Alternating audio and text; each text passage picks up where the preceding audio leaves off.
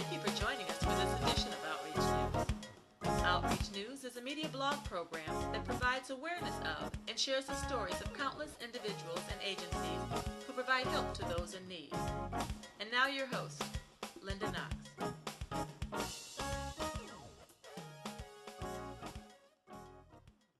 Well, hello, everyone, and thank you for listening to and or downloading to this edition of Outreach News.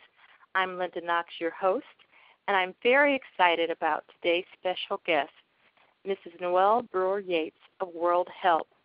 Noel has a heart and passion for missions, and as the daughter of World Help President Vernon Brewer and short-term missionary, she started traveling at about the age of 11. At this young age, she was exposed to the needs of the world, and her life was forever changed.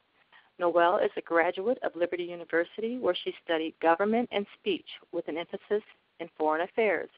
Noel is the founder of World Help's Child Sponsorship Program that currently provides 40,000 sponsorships to children in need around the world.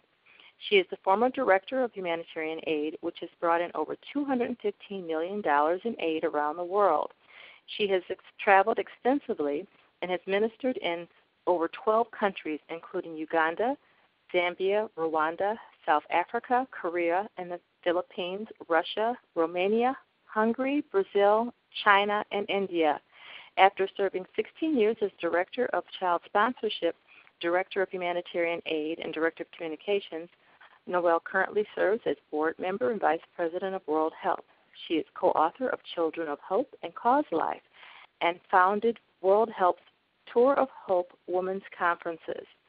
Noel is married to Honorable F. Patrick Yeatts, mother of Riley and Bentley, and resides in Lynchburg, Virginia. Noel, welcome. Thank you so much, Linda. Thank you for having me. Oh, I'm so excited to have you on. I've known about World Help for some time now, and I'm just really fascinated about your organization. I'm very, very blessed to belong to a church where our pastors, Louis and Tina Cayetan, have a strong heart for missions and compassion. They're very missions-oriented, and actually that's how I first came to know about World Help is when the Children of the World's International Choir came to our church. Our pastors had invited them. I just didn't know that World Help had so many other facets of the humanitarian aid, cause life, and Bible distribution. And I wanted to talk a little bit about some of these other programs, and I thought Cause Life was very fascinating because of how it helps with distributing clean water or getting awareness out. Can you tell us a little bit more about the Cause Life program that World Help has? Well, sure.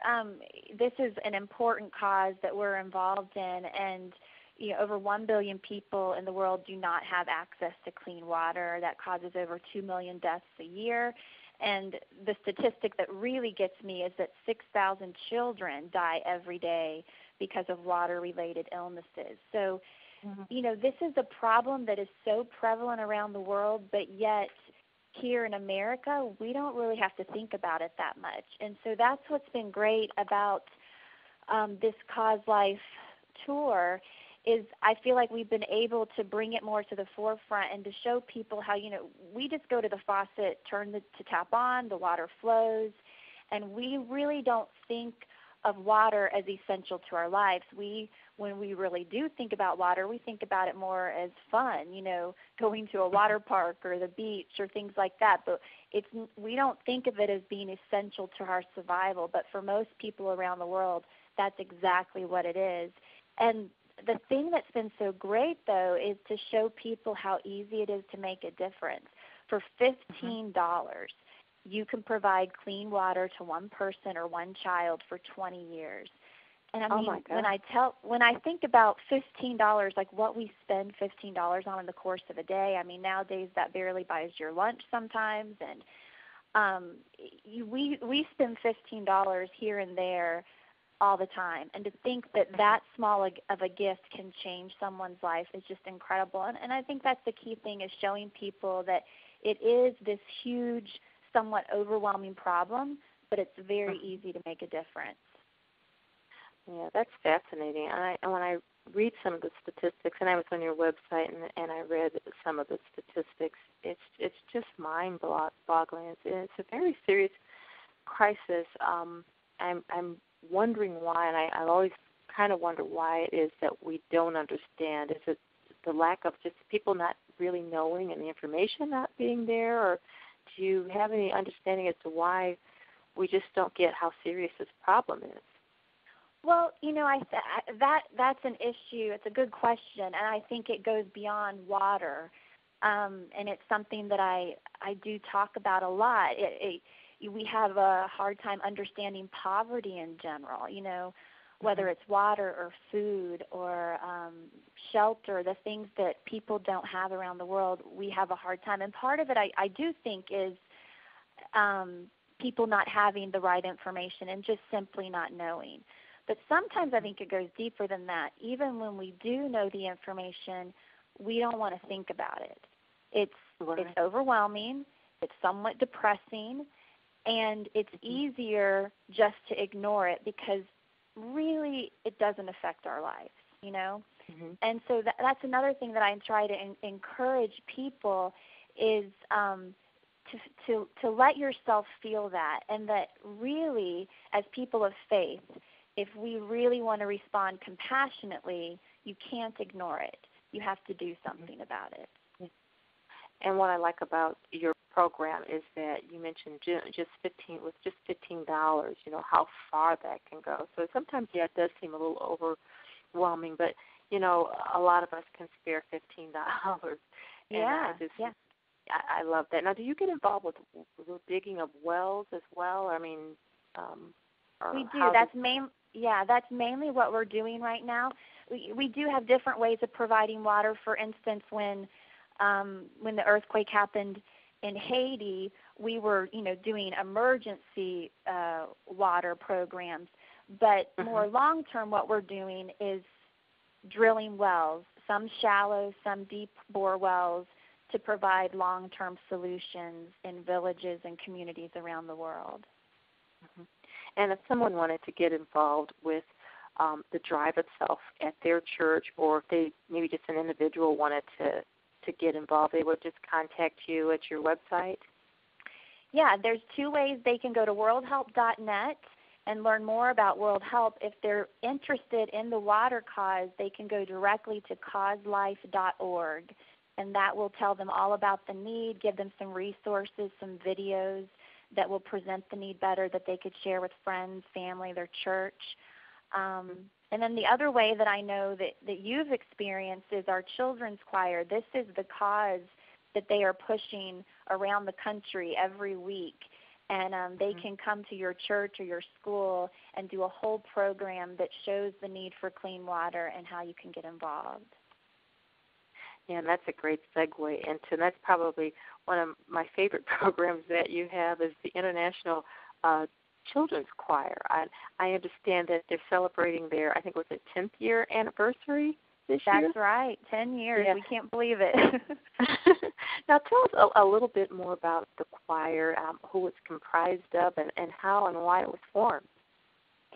Yeah, it's such a unique group of kids, and these kids are from all around the world. Every year it's a little bit different, but some of the countries that have been represented are India, Nepal, Uganda, Brazil, the Philippines, just children from all over the world. But these are children that are orphaned or disadvantaged, and most of them come from areas where we already have programs set up, whether it's a child sponsorship program or a work that we are doing in that country, and we have partners that we're working with. So we work directly with those partners to sort of handpick these kids that are able to come over here for 10 months. And they have to learn the music and the choreography, but at the same time, it's a wonderful experience for them. Their English improves. They get to come to the States for almost a year, which is a great benefit to them when they go home. And then most importantly, they're here on a mission, and they know it. If you talk to these kids, they embrace and fully understand why they're here, and they know they're here so that they can help other kids just like them back at home. And so one of the main things they're doing when they're on the road is challenging people to sponsor a child just like them on a monthly basis, which just makes an incredible difference in their lives. And then also pushing this clean water cause that will go back and impact the communities that they're from. So it's just a great experience. We tell people in churches that when the kids come to you, it's literally like we have brought the mission field to your doorstep, because you're coming face to face with these kids. It's not just stories or videos that you're hearing. You're meeting children who really have had experiences in their lives that we can't even begin to imagine. But yet, because somebody's reached out and helped them, their lives have been changed. And I can attest to that. You know, again, our pastors are very passionate about outreach, and the children came to our church, and it is, I would encourage anybody, if you're listening and if you can have your church have them come out, they will really bless you. They're very talented, very passionate young people, and they have a testimony. Some of them give their testimonies, and it is, as you said, bringing the mission fields to you. Now, if someone wanted to schedule the choir to come out, is there a different website, or is there a toll-free number? No, they can. Yeah, they can go straight to worldhelp.net, and there's a link right there on our homepage to Children of the World, or they can just call 1-800-541-6691 and say that they're interested in Children of the World, and yeah, that would be great. Wow, that sounds great. Now, in the area of humanitarian aid, the results of your work definitely is evident in that area. I went on your website, and it said that World Help shipped over 286 containers of critically needed humanitarian aid worldwide, which estimated at $241 million.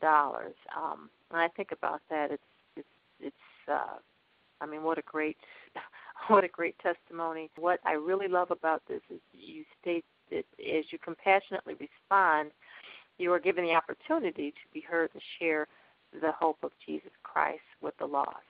Do you find that to be true? I mean, is it really true? People don't care how much you know until they know how much you care. Does that help to share the love of Christ?